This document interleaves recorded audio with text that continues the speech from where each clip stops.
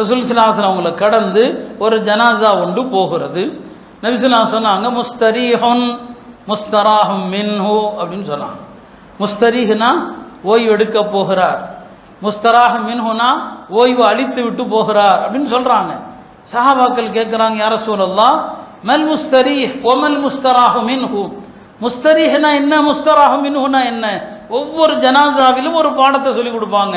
சொன்னாங்க, இந்த ஜனாசா போறார் இல்லையா, இவர் நல்லடியாராக இருந்தார், யாருக்கு அநியாயம் செய்யல, யாருக்கு எந்த விதமான கெடுதலும் செய்யல, நல்ல மனுஷனா இருந்தாருன்னா இவர் உலகத்தினுடைய கஷ்டங்களை விட்டு சொர்க்கத்தில் ஓய்வெடுக்க போறார். இல்ல முஸ்தரி நல்ல ஆளா இருந்தா உலகம் கஷ்டம் தானே, உலகமே ஒரு துன்பம் தானே, உலகத்தை விட்டு ஓய்வெடுக்க போறார்.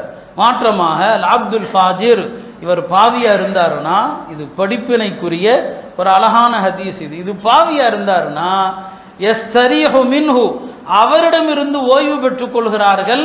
அல் இபாது, மக்கள் எல்லாரும், கெட்டவன் போய் தொலைஞ்சிட்டான், மக்கள் எல்லாம் போய் தொலைஞ்சிட்டான், இவன் என்ன நிம்மதி அடைகிறாங்க. ஒல் பிலாது, நாடு நகரங்கள் எல்லாம் நிம்மதி அடைதான். ஒரு கெட்டவன் இறந்தா நாடு நகரங்கள் சந்தோஷப்படுதான். ஒஷஜரு, மரங்கள் நிம்மதி அடைதான். ஒத்தவாபு, கால்நடைகள் விலங்குகள் சொல்லுமா, கெட்டவன் இறந்தா எல்லா விலங்குகளும் சந்தோஷப்படுமா, ஒரு நல்லவன் இறந்தா எல்லா விலங்குகளும் அழுகிறது. அப்போ ஒரு ஜனாசா போகுதுன்னா அந்த ரெண்டு நிலை தாங்க, முஸ்தரீஹா முஸ்தராஹ் மின்ஹுவா, ஓய்வு எடுக்க போறாரா அல்லது மக்களுக்கு இவ செஞ்ச அநியாயத்திலிருந்து ஓய்வு கொடுத்து விட்டு போகிறாரா என்று பெருமானார் ஸல்லல்லாஹு அலைஹி வஸல்லம் அவர்கள் இந்த ரெண்டு தான் நமக்கு ஒவ்வொரு ஜனாசாவிலும் கற்றுத் தருவாங்க.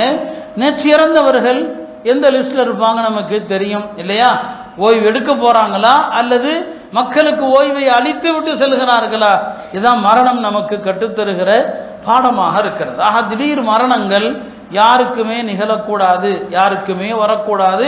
உலக அழிவுக்கு முன்னால இதெல்லாம் நடக்கும் என்று ரசூல் ஸல்லல்லாஹு அலைஹி வஸல்லம் அவங்க எச்சரித்தாங்க. அருமையானவர்களே, ஒரு மூமினை பொறுத்த வரைக்கும் அவருக்கு மரணம் என்பது மகிழ்ச்சி தான், மரணம் மகிழ்ச்சி இல்லையா. ஹராம் இப்னு மில்ஹான் என்ற சஹாபி பீர மவுனால எதிரிகளால தாக்கப்படுறாரு. அம்பு அவருடைய முதுகில் குத்தி அவருடைய மார்பு வழியாக வெளியே வருகிறது.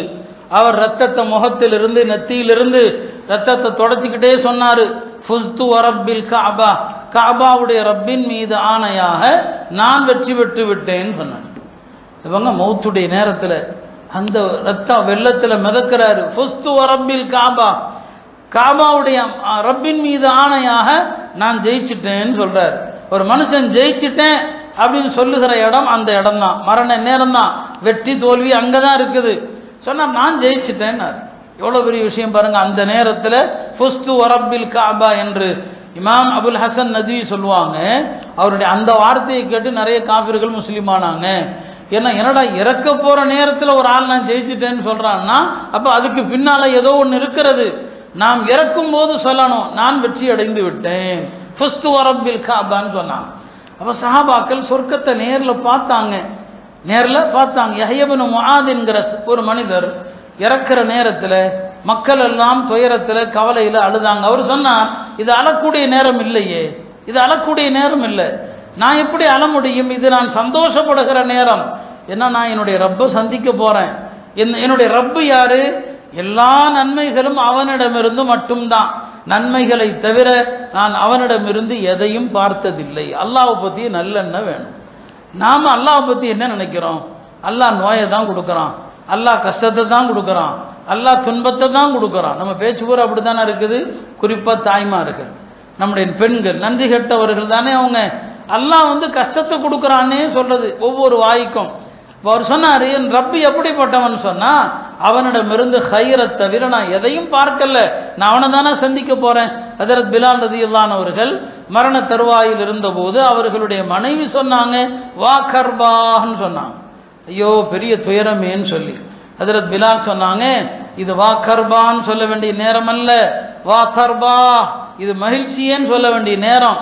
ஏன்னா கதன் நல்கல் அஹிப்பா முஹம்மதன் வ ஹிஸ்பா, நான் இறந்து விட்டால் என்னுடைய தோழர்களையும் முஹம்மது ஸல்லல்லாஹு அலைஹி வஸல்லம் அவங்களையும் சந்திக்க போறேன்னு சொன்னார். அருமையானவர்களே, ஒரு மூமினுடைய மரணம் என்பது அல்லாஹ்வை சந்திக்கிறது, அவருக்கு மகிழ்ச்சி.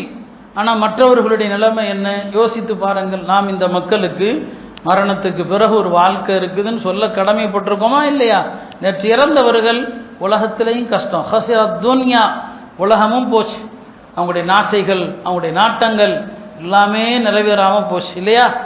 நாம் இதை தயவு செய்து இப்படி எண்ணிராதீங்க, இந்த நேரத்தில் அவங்கள எரிச்சப்படுத்துகிறோன்னு சொல்லி கைசேதத்தில் சொல்கிறோம், கவலையில் சொல்கிறோம். அந்த மக்களுடைய துன்யாவும் போச்சு. வல் ஆஹிரா, ஈமான் இல்லாத மக்களுடைய ஆஹிரத்தும் போச்சு. அல்லாஹ் சொல்லுவான் ஹுவல் ஹுஸ்ரானுல் முபீன், இதுதான் பெரிய கைசேதம், இதோடைய முடிஞ்சு. அப்போ அந்த விமானம் வெடித்து செதறுகிற வரைப்பட்ட அவஸ்தை, அந்த நேரத்தில் கண்ட அவஸ்தை, உடல் ஒரு பக்கம் தீயில வெந்து கருகி யாருடைய உடல் என்று கூட தெரியல, அவரவர் மதப்படி இறுதிச் சடங்கு கூட செய்ய முடியல, ஆள் யாருன்னு தெரியணும், அப்படியே தெரிந்தால் அந்த உடல் கிடைக்குதான்னு தெரியணும், அந்த உடலுடைய எந்த பாகம் கிடைச்சிது எந்த பாகம் கிடைக்கல. நம்ம ஜனாசாவுடைய தொழுகைக்குன்னு சட்டம் இருக்குது. ஒருவேளை அல்லாஹ் பாதுகாக்கணும், முஸ்லிம்கள் யாராவது தீ விபத்தில் இறந்தா குளிப்பாட்ட முடியுமா? ஏன்னா குளிப்பாட்டா தான் ஜனாசா தொழுவிக்க முடியும், குளிப்பாட்டாம ஜனாசா தொழுகை இல்லை. அப்போ குளிப்பாட்டும் போது உடல் பூரா கருகி இருந்துச்சுன்னா குளிப்பாட்ட வாய்ப்பு இருக்கிறதா? அதுக்குரிய சட்டம் இருக்குது. அது முஸ்லிம்கள் இறந்திருந்தா அந்த சட்டம். இப்போ மற்ற மதத்தை சார்ந்தவர்களும் அவரவர் மதப்படி ஒரு இறுதி சடங்கு வச்சிருக்கிறாங்க, அதுல மனுஷனுக்கு ஒரு ஆறுதல். அந்த இறுதி சடங்கு செய்வதற்கு கூட அந்த உடல்கள் யாருடையது எதுவுமே தெரியாத நிலை. பாருங்க, அந்த விமானத்தில் இருந்தவர்கள் மட்டும்தான் இறந்தாங்களா? இல்லை, அது ஒரு கட்டடத்தில் விழுந்து, அந்த கட்டடத்தில் இருந்த அது ஒரு மருத்துவர்கள் தங்குவதற்கான விடுதி, அதில் இருந்தவர்கள் இறந்துட்டாங்க. அவங்க யோசிச்சிருப்பாங்களா, நேற்றைய தினம் மதிய உணவு சாப்பிட்டு கொண்டிருக்கிற நேரம், இன்னைக்கு இதான் நம்முடைய கடைசி சாப்பாடு, இதான் நம்முடைய கடைசி உணவு என்று யாராவது அவர்கள் கற்பனை செஞ்சிருப்பாங்களா? அத்தனை பேரும் என்னங்க இறந்து விட்டார்கள். பலரும் மிக மோசமான நிலையில, உயிர் பிழைப்பது கடினம் என்கிற நிலையில மருத்துவமனையில்